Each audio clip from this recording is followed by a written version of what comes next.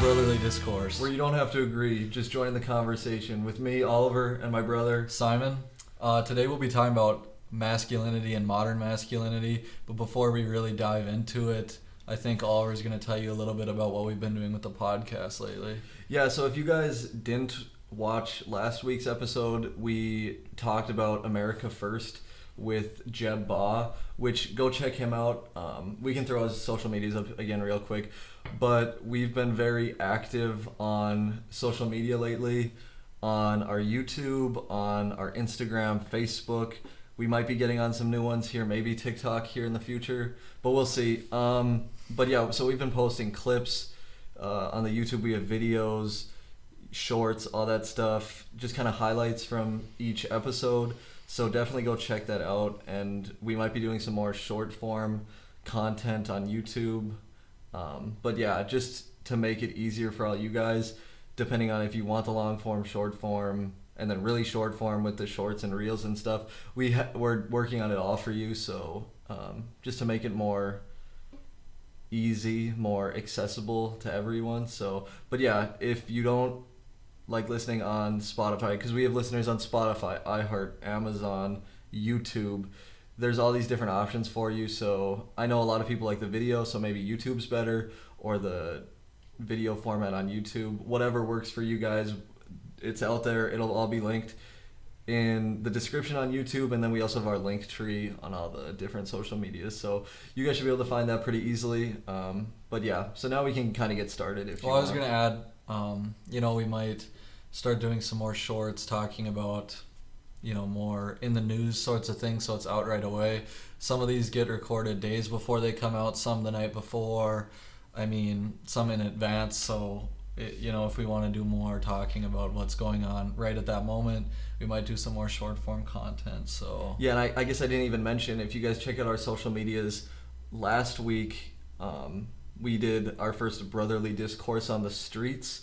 We were at a No Kings protest, so we might be doing more of that depending what we have going on in the area. If you guys enjoyed that, it kind of looked like we got some pretty good reception on that. So and then maybe also have more people like, Jeb on that can kind of contribute to things like that. But, if you guys have any ideas, just kind of put that in the description on whatever platform you're on, and we'll see it. And in the comment section.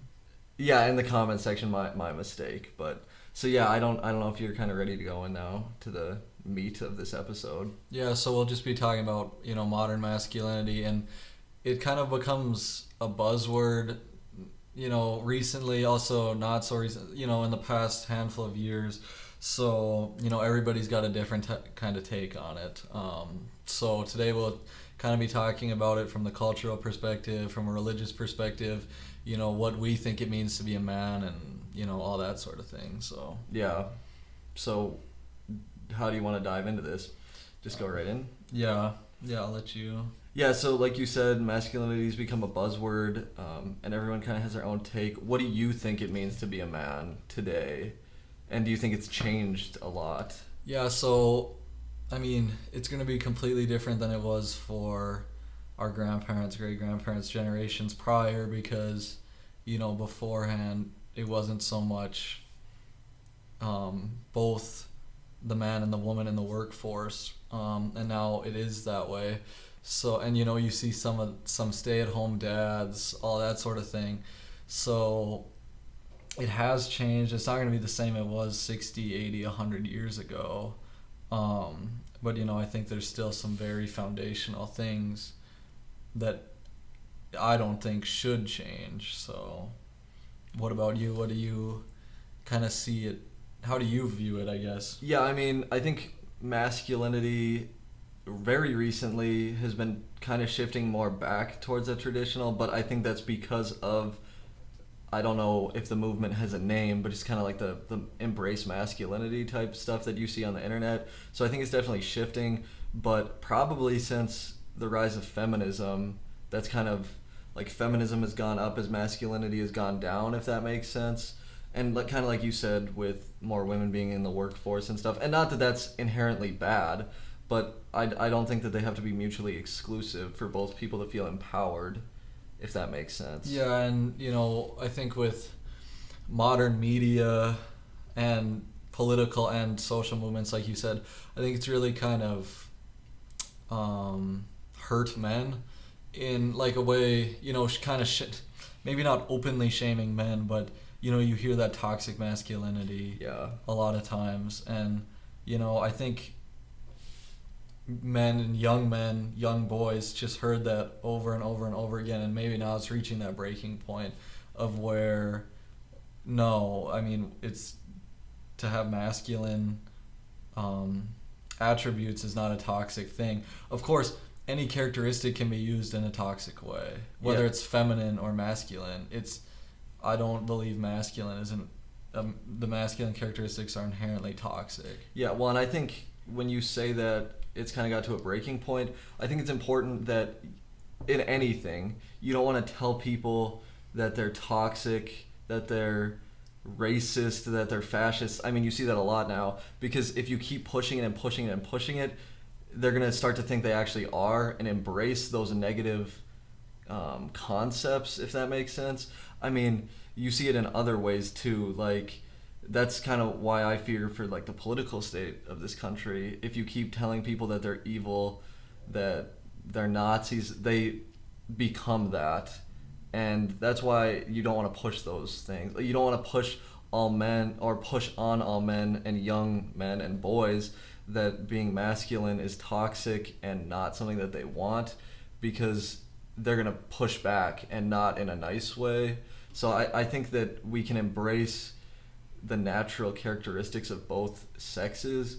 And obviously there are going to be the people who don't identify with anything, and that's fine. Like, that doesn't even have anything to do with this. They can all coexist, and like they don't have to be mutually exclusive, like I said. Well, yeah, and I mean that's kind of an interesting thing, and maybe we'll talk about it here today. The masculinity of a trans man. Yeah, that's actually biological female. We won't go into that right now, but we might get there at some point today. But I had seen something yesterday, and it got me thinking about it. I think we really do young boys a disservice from a very young age in schools, right? I don't think that the best place for a 5-year-old boy is to be sitting in a desk in a classroom. And I mean, I'm interested to hear your opinion on it, because you're kind of going into that education field. But I mean, the way our education system is, I feel, is more catered towards girls. And I don't think it's good for anybody to just be there and try to, I don't know what that's called, whatever memory, where you just learn it to try like root memorization. Yep. Yeah. And I don't see positives in that. And I mean, all these young boys go to school at 4 years old, 5 years old, 6 years old. They sit in a desk, and they can't sit there. They can't focus. And then this is another topic, but then you just start feeding them ADHD meds. I mean, you diagnose them with all these disorders when really they're just a young, energetic boy. I mean, I feel like they're going to learn more about themselves and more important things outside of that type of educational field. Yeah. I definitely don't disagree with you. And I think it's actually, we're seeing it go back the opposite way now. And I don't even think it's for what you just brought up, but we've talked about this in classes that I've been in, that it's very important to like not just make your students sit in a desk, that they can have things to fidget with, to, they can move around the classroom. And I think that's good in the sense of what you were just talking about, but I think them trying to implement that is because they think everybody has ADHD, has all these things. Well, yeah, it's not addressing the root problem, which is the education system. Yeah, and that's a completely different everything's intertwined with that, but I mean, we can talk about that in depth at a later time. But so I think we are going to see it move back. I'm seeing it firsthand in what they're teaching us, and I think that's positive, because not only young boys need it, but much more do they than young girls. Boys just have so much energy, and because then you're seeing them go to the principal's office way more. You're seeing them use that, like, they act out with that energy instead of being able to use it in a positive way.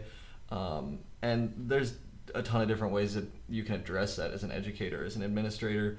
And not one is right or wrong. It's just, I guess, what works for the school district, for the school, for the educators. Yeah, and I mean, I just thought would be an important thing to kind of bring up here in the beginning, because I think that is kind of the beginning, is, you plop them in there and, they're just fidgeting. I mean, and then they're told that they're wrong for that, or they're wrong for not wanting to be there, not being interested in that type of thing, when maybe they'd be more interested, outside, doing little boy things. Yeah, climbing a tree. Yeah. So, and then I'll move it now here. I mean, they start growing up, and they kind of hear that, that's wrong of you to feel that way. That's toxic of you. Yeah. Whatever. They hear it from all sorts of spheres. I mean, I hope not their teachers, but a lot of them likely do.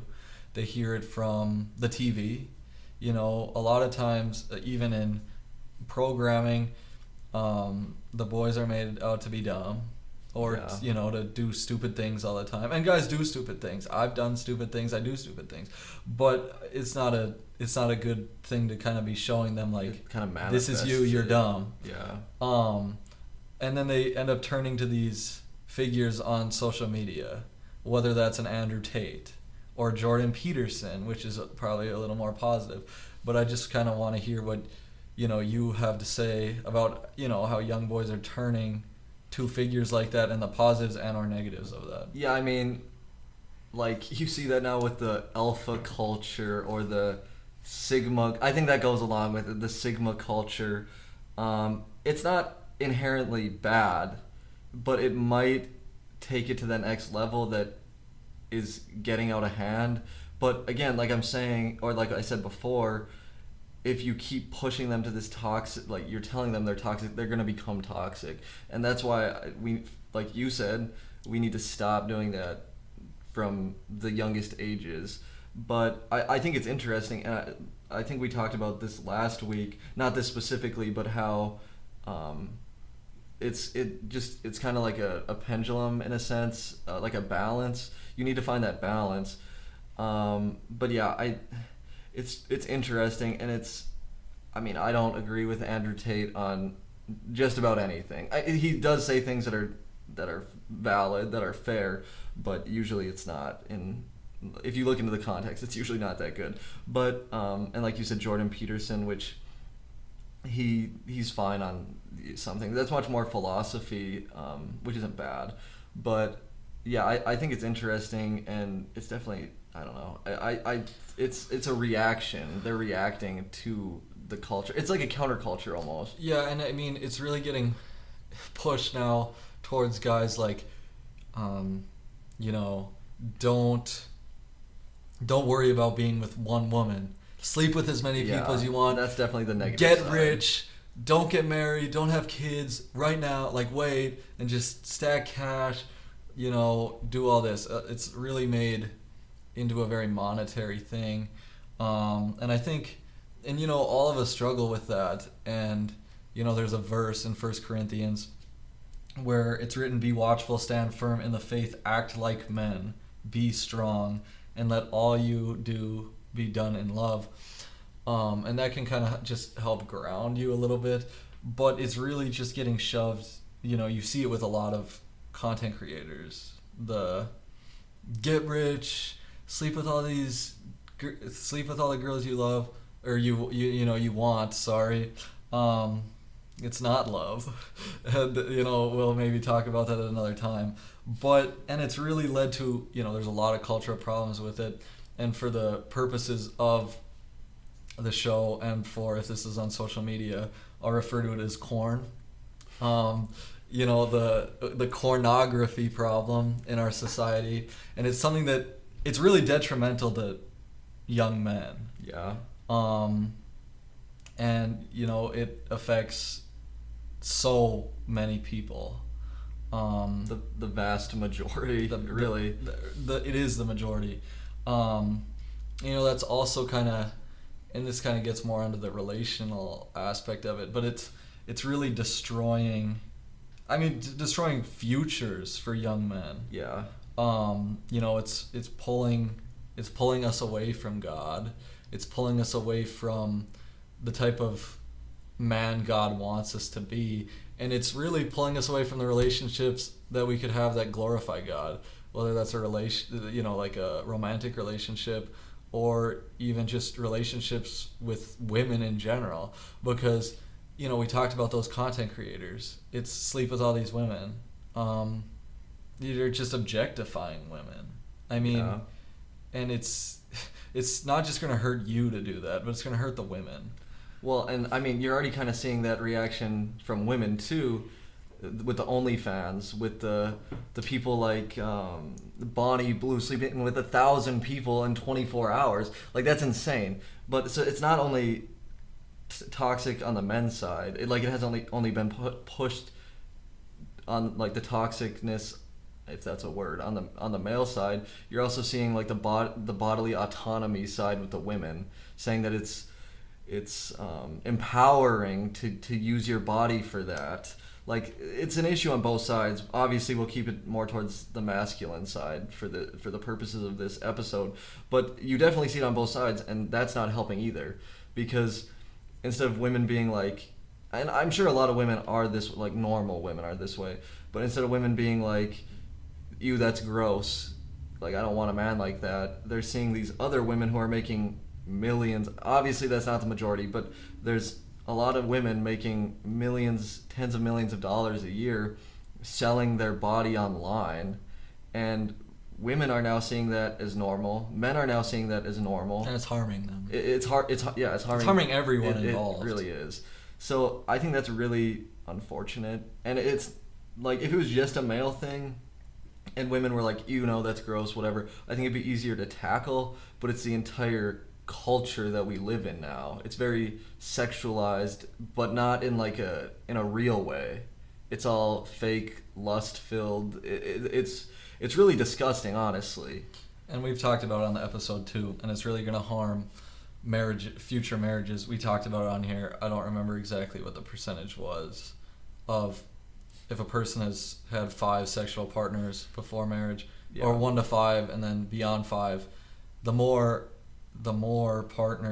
sexual partners the individual has had before marriage, the lower likelihood of a lasting marriage there is. And it's already a low chance to have a lasting marriage. So, and if that's because of that, sure, but it's, although, just the way the culture is moving in that sexualized way, I think it's going to continue to get worse, as I don't really see an end in sight for it. You see people pushing back, but it's still the majority that are. I think it's because for one, it feels good to them. It feels good to have pushback for these inherently vile things, really. So yeah, it's gonna have to be a major shift for there to be any end anytime soon. It probably has to get worse before it gets better, to be completely honest. And I do think that the men that struggle with these things, whether it's lust, masturbation, pornography, addiction, it's not like they enjoy it. Like I don't think they enjoy being controlled by that. It's something that, as you go through it, and you really feel like it has power over you, and that's a terrible place to be, and it doesn't feel good. I mean, when you give in, you get that little bit of, pleasure from it, but then it just drags you down, and a lot of people struggle with depression over it, as it ruins relationships. Yeah. And it makes it really difficult to even have a relationship in the first place. So yeah, no, I completely agree with you, especially when it's starting early, like when it shouldn't even be it's just crazy, really, when people find this stuff, and they should have no idea. They should be playing on the monkey bars, like it's insane what's happening, and it all being online doesn't help. It's easily accessible to everyone, so yeah, it definitely doesn't help. Yeah, I agree. So, where do you want to take this next? Yeah, I mean, where were we? So yeah, I mean, we can kind of get back onto script a little bit. I mean, I guess we maybe touched on this briefly, but how do you think media, politics, and then obviously we've kind of talked about the social movements, but that's reshaped what a man believes they should be, or what a man believes they should be to get a woman? Because I think that's why a lot of people have changed. Well, yeah, and I mean, we talked about that with those content creators, or it's like, do all this for you, stack cash, treat women like objects, then you'll be rich and successful and they'll all come flooding to you. Well, I forget what his name is. He's another content creator. Green Beret, Nick Freitas or something like that. Okay. On Instagram, TikTok, whatever. And he got married at 19. And everybody told him, you're too young. It's never going to work. Whatever. And he was challenging that, what they say about get rich and successful and then all the women will flock to you. He said, what's to stop them from leaving you if you ever fail, if you're ever not successful? He said, I've been with my wife since before I had anything, since before I was anyone. And if I lost everything today, I know she'd still be there with me. And, I think that there's also a point that needs to be made. Men are not looking, I don't think a lot of men are looking for the right women. Yeah. And that's 100%. I think a lot of them want to, but a lot of them are feeling pulled to women that aren't, that they wouldn't have a relationship glorifying God with.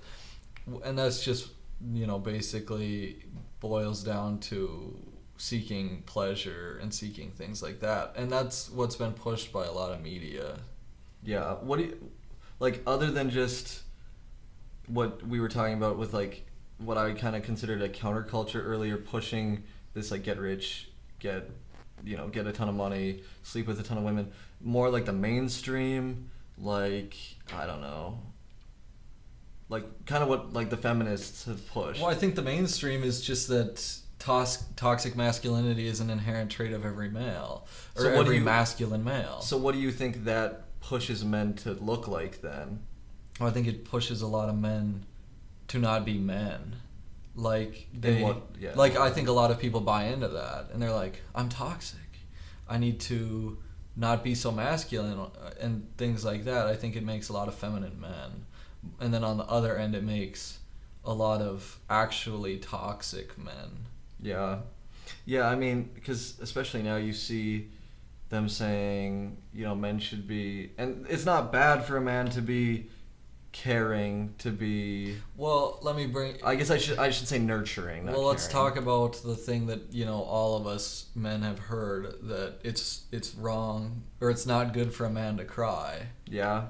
I mean, you take that and then we'll continue. Yeah, I mean, well, that's more old fashioned, a lot of people would consider it, which in my opinion, and I don't know if you agree or not, I feel like that's also harmful, because that's saying, because I feel like we have the two extremes on the spectrum. You have them, like the old-fashioned used to be men can't show any emotion, and now it's men should show as much emotion as possible. I feel like there needs to be a medium. A man can cry. A man should, if they feel that way, if they're hurt, if whatever. But they also need to be strong in times where, like, there's a time and a place to be in control, in a sense, of a situation where, if, say, you and your wife, for example, are going through something really hard and she is just destroyed. Say you lost a child in a miscarriage. This is just an example. And obviously you're both feeling extreme levels of I would assume extreme levels of sadness, you name it, whatever. The man can't completely lose it in that situation and be broken when he needs to be there for his wife. So that's just a very random example, but it's just what came to my head right away. There's a time and a place. I would say in that situation, a man can definitely feel what they're feeling, but you can definitely not overshadow what your woman is feeling, Well, if that makes sense. And I think what's really important that more young men should really try focus on is build a network of other men that Yeah. share similar values as you, similar, not necessarily the same goals, but you're all, you're all working towards goals. And, you know, when you go through something really tough, you can turn to them and you can talk to them and they can be there for you. Not in the same way a girl would be there for her girlfriend, Oh, you didn't do anything wrong, whatever. Yeah. It's good to have other men in your life that will hold you accountable. Yeah, I think that's a That good will point. other people that are centered in, their life is centered on God. I mean, then you have, a really strong network to turn to, and they can, then you're not going to be struggling emotionally. I mean, all of us do at certain points, but when you have that network that you've built, I mean, it's really going to make a big difference in your life. And I think that's something that a lot of young men need to do. Yeah, and then I also think, to add on to what you just said, that makes it a lot easier for them to express their emotions without hindering somebody else from being able to as well. Because it might not be completely healthy, but as a man, sometimes you can't feel all the feelings right away. If, like I said, if you have a wife, for example, because she's seeing you as that person that needs to take care of her. So, and you need to. I mean, I think that's also godly. So with that support group, you can, text them, call them, see them, and they can help you without hindering that other relationship. And not that, again, you should be able to talk to your spouse about that for sure and feel those feelings with her, but you need to find that balance. That's pretty much what I'm trying to say. Yeah, so, I mean, I kind of want to, and I'd like for both of us to answer this question, but can you tell me about a time that you struggled with your masculinity or society's expectations of masculinity, like leadership, emotion, confidence? Yeah, I mean, I've definitely seen it a lot more now in college. You see a lot of, well, especially in the education department, there's a ton of women, very, very much a female-driven field of study, and you see a lot of females trying to like girl boss it, like, I know exactly what I'm talking about, which a lot of them are very smart people, and a lot of times there's kind of like people see men as almost creepy in the education sphere. Not as much in like secondary, like high school, but very much so elementary. And I even sometimes fall into that. I think, well, that's kind of creepy. You hear men say, well, my passion is children. Like, they don't mean it that way, but it comes across as creepy. But anyway, back to the question, like struggling with the expectations of masculinity in a sense. Or your own individual masculinity. Yeah, I mean, I could probably speak more to the personal one in a second, but it's sometimes even professors kind of make you feel like you need to take a back seat almost in discussions, in whatever. You don't want to mansplain something. I forgot about mansplain. That happens a lot when you have like female professors kind of overseeing a discussion. Well, you don't want to mansplain. We're kind of getting on. I've heard that we're getting on the verge of mansplaining here, which you're just explaining either what you think or what is the objective truth in a discussion, and that's not healthy either. That's not healthy for education. So, and we can talk about mansplaining maybe after, but it's probably a thing. I mean, it definitely is a thing where it's not healthy, but again, we'll come back to that. As for struggling with my own masculinity, I don't know. Probably the more I've seen it lately as being in like a romantic relationship and trying to find the balance of, because every good woman that you're with is gonna want you to share your emotions and feel your emotions and not hide them or keep them like deep down. So you need to kind of find that balance where, you know, you don't want to like cry all the time, cry every day, but if you are feeling, you know, like you're really stressed out, you've had a lot of hard days at work mixed with, you know, a bad test or something, like I've definitely struggled with trying to still be like this, you know, strong, but also feel those emotions, if that makes any sense. Well, yeah, I mean, it's important, right? I mean, especially in my field of work, oftentimes you're gonna have some hard days, Yeah. but you're not to bring that home. And I mean, it's okay to communicate that with your partner, but you're still there to be the leader, Yeah. Emotionally faith-based leader. I mean, the leader. So it's okay to feel those things and to communicate them, but not to let them consume you or consume the relationship you have with another. Yeah. Or to affect other people. Yeah. You don't want to take that out on other people. And again, that's probably where a lot of this toxic masculinity comes from. Men taking out their emotions in anger, in rage, physically. Like, I think you saw that a lot more in the last century, probably. It definitely still exists. I'm not saying it doesn't exist. I agree that it's good that a light has been shined on that, especially domestic abuse and things like that.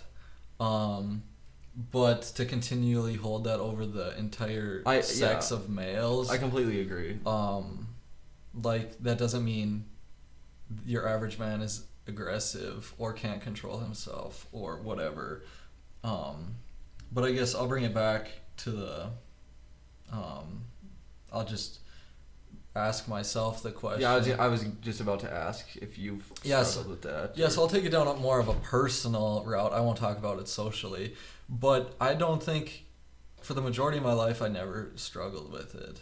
And until more recently, you know, getting out of a longer term relationship, I mean, it makes you question a lot of things, but especially, you know, you think you did like you think you were masculine enough, you know, I paid for everything, you know, I was a gentleman, I was this, I was that, why didn't it work out? Why didn't it whatever? That's not, and you know, after reflection and whatever, I've come to realize that's not a knock on your masculinity. That didn't occur to you because you weren't a good enough leader. You know, you couldn't handle your emotions. I mean, maybe that does happen for some men. I mean, maybe you need to get a hold of it. Some guys, you do need to get a hold of it. But I don't think that was the case for myself. But I did struggle with it, you know. You're like, what's wrong with me? You know, was my masculinity toxic? Was it not masculine enough? But I do, you know, want to tell other people, you know, it's, you know, don't let that be the reason you question your masculinity, you know. And a lot of those commentators we were talking about earlier, they'll tell you, you know, screw that woman, who cares, go get rich, go sleep with all these women, whatever. That's not going to help either. It's not. You know, really look inward, seek the Lord, you know, and we're going to talk about relationships more in a different episode, one where we can actually talk about it in depth with a guest, hopefully. But, you know, everything happens for a reason. God is telling you something in it. And don't let that actually make you a toxic man. Yeah. Make yourself a better man for it in a godly way, in a Christ-seeking way. So that was the one time I've struggled with my masculinity. Yeah, I definitely think, I mean, I think last week and before we've talked about the victim mentality. I think a lot of men use this as an example or as a excuse, to be toxic. Like, they use things that have happened in their life or society turning against them they use it as an excuse to be toxic, and that's not going to help anything either. And like that kind of goes back to what we were talking about before with like, have we corrected it? Have we overcorrected? Are we reaching that balance? I think we're probably getting there, maybe, but we definitely did overcorrect in the sense of not everybody, but a lot of people, like Andrew Tate, maybe, have embraced that like legitimately toxic, like they say insane things, act toxic. Again, not everything that he says is, but I mean a lot of it. So like we can't use that as an excuse either to act out, because that's not being a man either. You're acting like a man child, and that's not, nobody wants it. Nobody likes that. No woman's gonna find you attractive that way. So I don't know, or even a man. No feminine man is gonna find you attractive. So yeah, I don't know.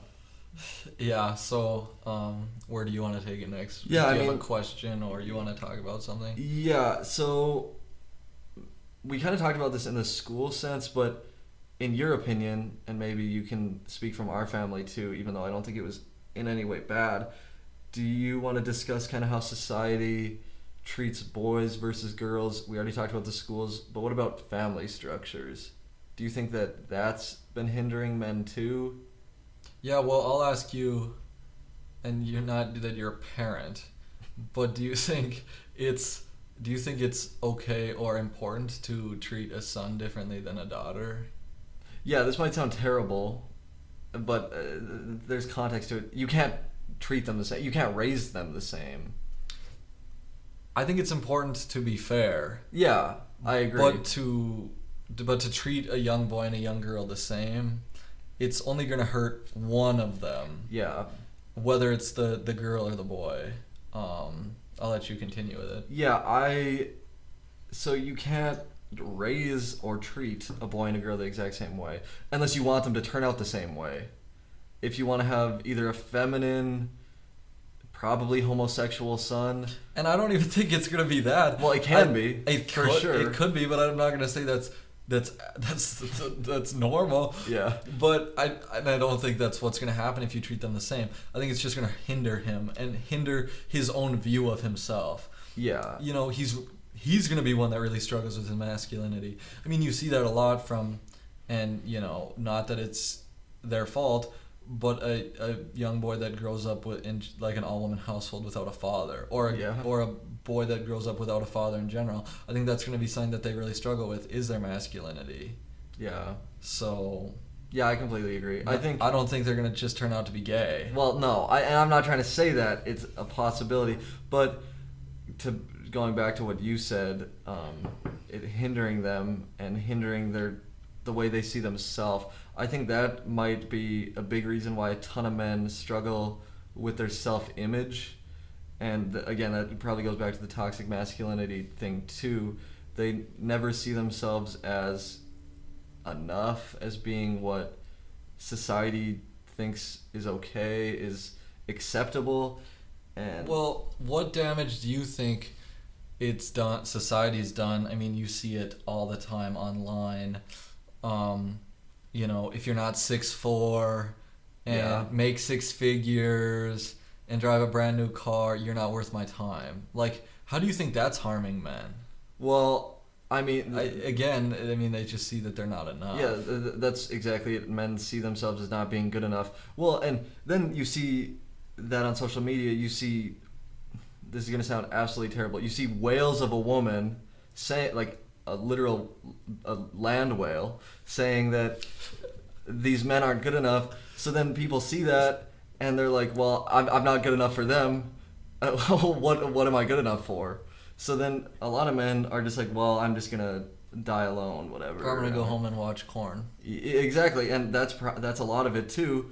They're like, well, I can't get love from a real woman, so I might as well control where I'm getting it from and do it that way. Like, and I'm not saying that any young man out there that struggles with that is not enough or less than. It's like it happens to most men. Yeah.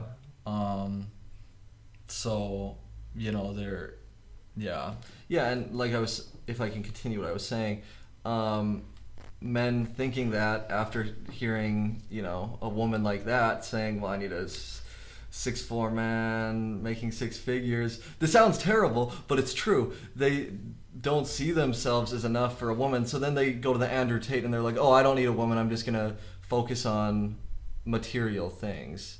And as everybody knows, material things aren't going to make you happy. So it's a never-ending loop. Because, and again, it's not all women's fault either, but it definitely doesn't help when they're not being, they're not accepting of what a man truly is or should be, like, in a godly sense. And I'm not trying to hate on women who are plus size. That's not what I'm trying to do. I'm trying to use it as an example. We've all seen the clips, so you know. I forget, had you asked me an original question here that I just fired back at you, or? I had asked about, well, this originally stemmed from how society treats boys versus girls in the family. And what do you think about the media? What do you think of, like, young boys, how they're portrayed in the media? Like, even say, like, kids shows that kids are seeing. Well, like I talked about, I think a lot of times the guy, I mean, you used to see it with the buffoon of a father, and maybe it started there, just kind of painting men in a poor light, like they're dumb or they don't know what they're doing or they're the butt of every joke. Imagine if you did that with women. Yeah. And you made that kind of the crutch of the plot. I think men are made into a joke a lot of the time, and if you were to have, I mean, this is never going to happen, but I mean, imagine a TV show where you actually have, Faith, an emotional leader, head of the household, and he really takes the lead as he should in a God-centered family. I mean, the whole country would be up in arms over it. Yeah. So I don't think young boys growing up, or even young men and grown men watching TV, are seeing what they really should be. And I mean, I don't know where I would direct them to go. The Bible? I don't know. Yeah. I mean, there's not really a good place to see what a man should be. And that's why that's why you're seeing the very polarizing sides of it. One is these he/she's, feminine, the femboys. Yeah. And then you see the alpha sigma. Yeah, the social movement of these people who are just, you don't even want to listen to them talk. It's just horrible. It's like, no, I do hate men now. No, yeah. But like it's well, and that doesn't help either. With Andrew Tate saying the absolutely insane things that women see, they're like, oh, this man listens to Andrew Tate, he's crazy. I'm not gonna hate on Andrew Tate, but no, but me either. I mean, he says things that are fair, and I think that he's a symptom of what society has become. And like I said, if you keep pushing men as being toxic, they're going to become toxic. And not to justify that, but that's not completely their fault either.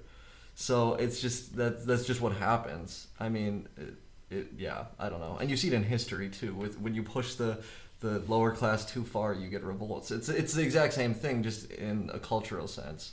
So yeah. So I'll just ask a hot question here. Do you think vulnerability is a strength or a liability for a man today? Is vulnerability a strength or a liability? Yeah. In what sense? Like, in general?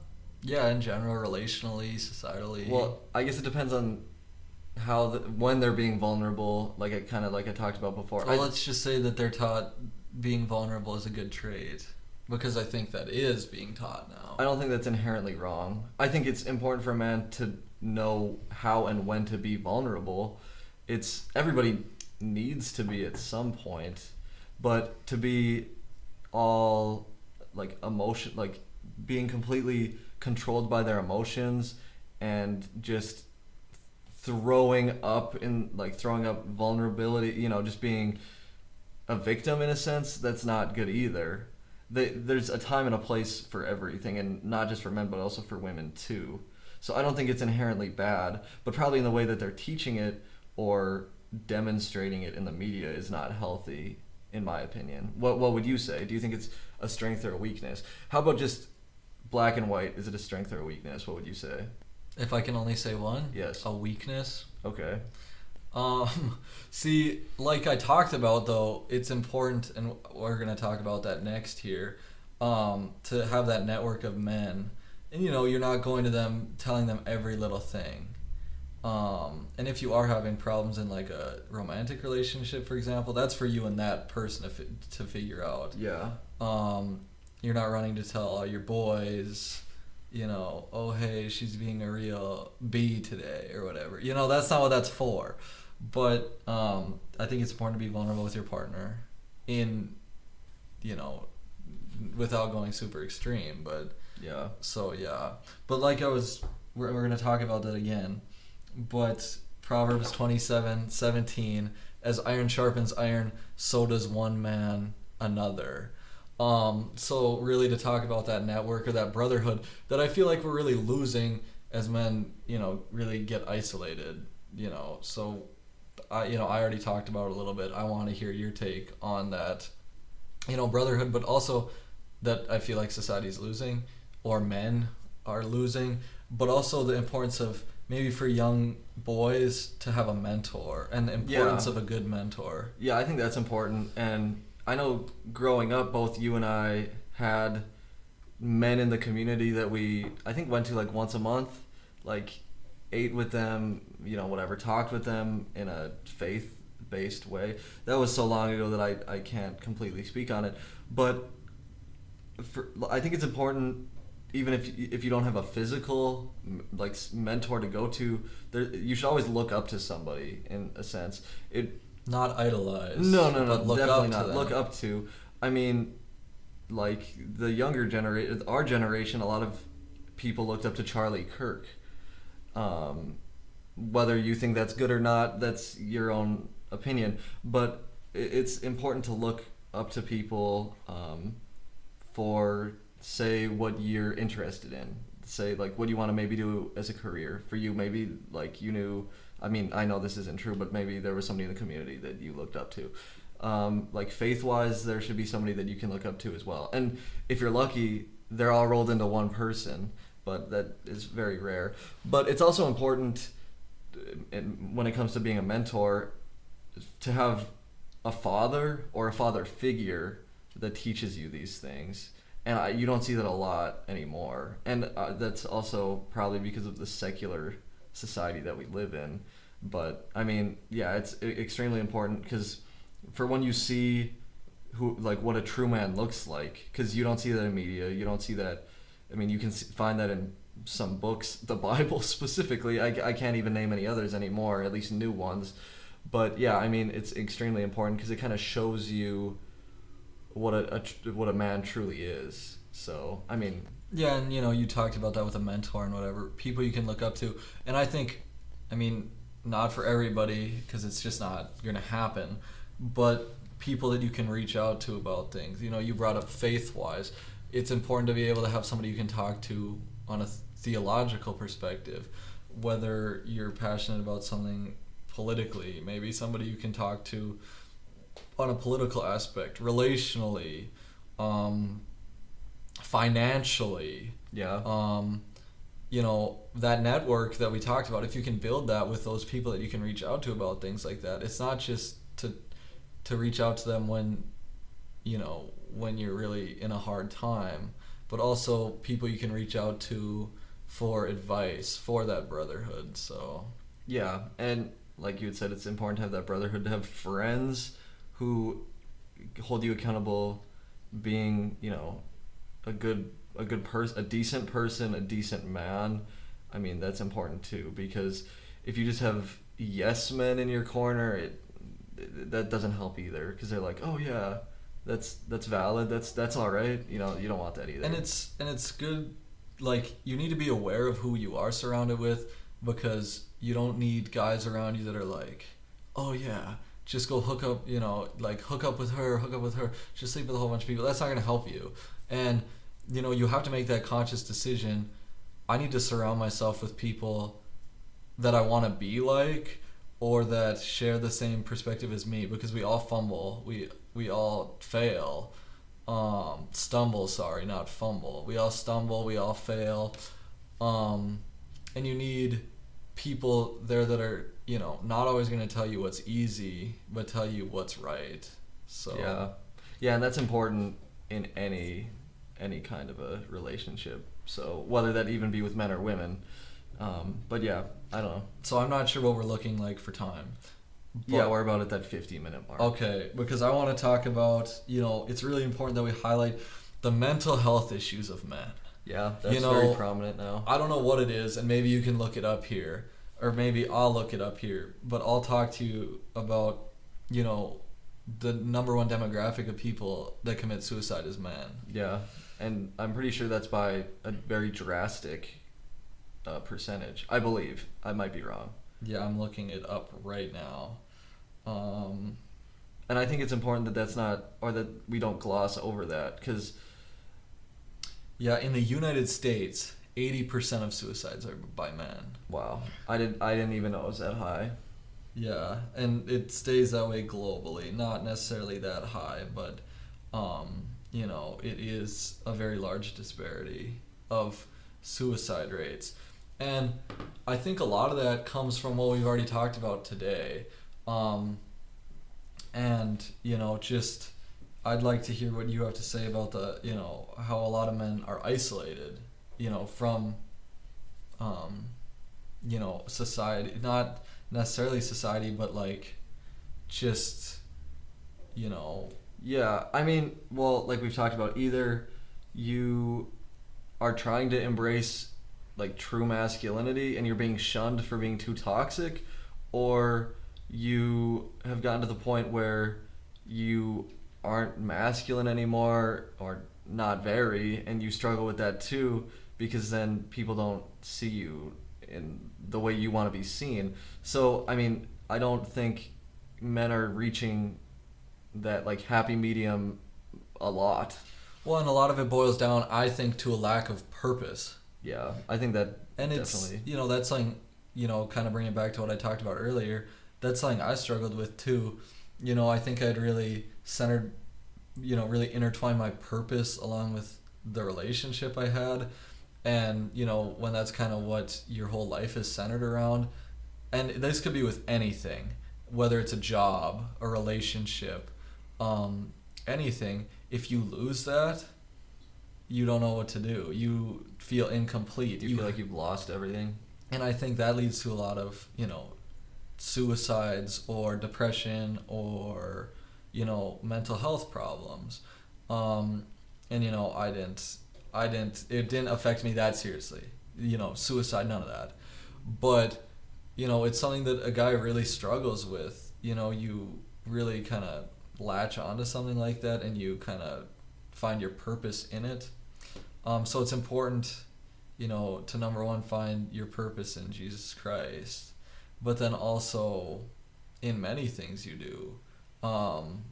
It's important to find purpose in your job, but for that to be the only reason you get up out of bed in the morning, or you only get out of bed in the morning because of the girlfriend you have or whatever, that's a dangerous game to be playing. So yeah, do you think part of it as well, when you say depression and men not feeling, or men feeling these feelings, do you think that part of the reason that they choose suicide is because they can't find a way to be excuse me, that was a very loud noise.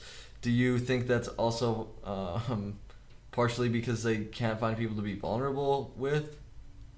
Yeah, find how to be vulnerable? Yeah, because like I said, a lot of men are isolated, whether that's from other men, other people, just people they can talk to. So, I think it's important that if you are feeling that type of way, you can talk to people. You can reach out to a therapist or another man in your life. Go to church and talk to a man there. Yeah. Do you also think it's important that, because it used to be the old-fashioned way used to be men didn't talk about their feelings. Do you think that that's also unhealthy? Yeah, it's unhealthy to not talk about it at all. Yeah.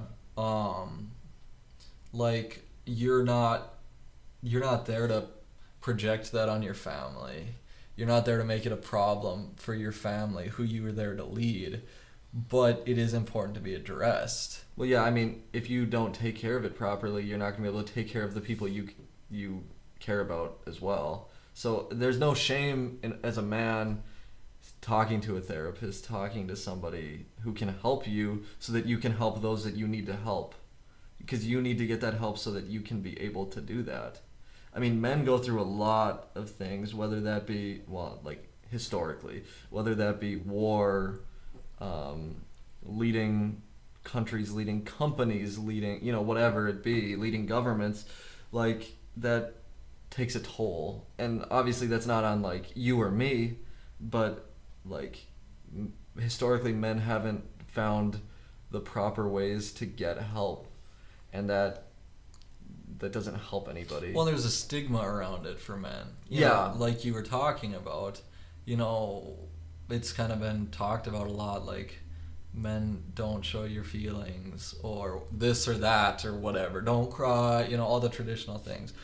So there's really been a stigma placed around it, and I don't think you're not there to make it the biggest problem in the world. But I mean, if it's something that's really affecting you, if it's something that's causing you depression, mental health problems, you need to talk to somebody. I mean, we need to stop with that stigma for other men. You should want what's good for other men. Men struggle right now. I mean, men truly, I hate to say it, men are probably the most disenfranchised demographic in our country. And, I hate to say it, but it is the case.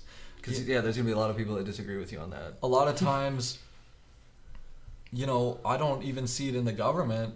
The left definitely doesn't represent me or men. And a lot of the times the right doesn't either. You're not representing me trying to send all the men of the United States over to fight someone else's war.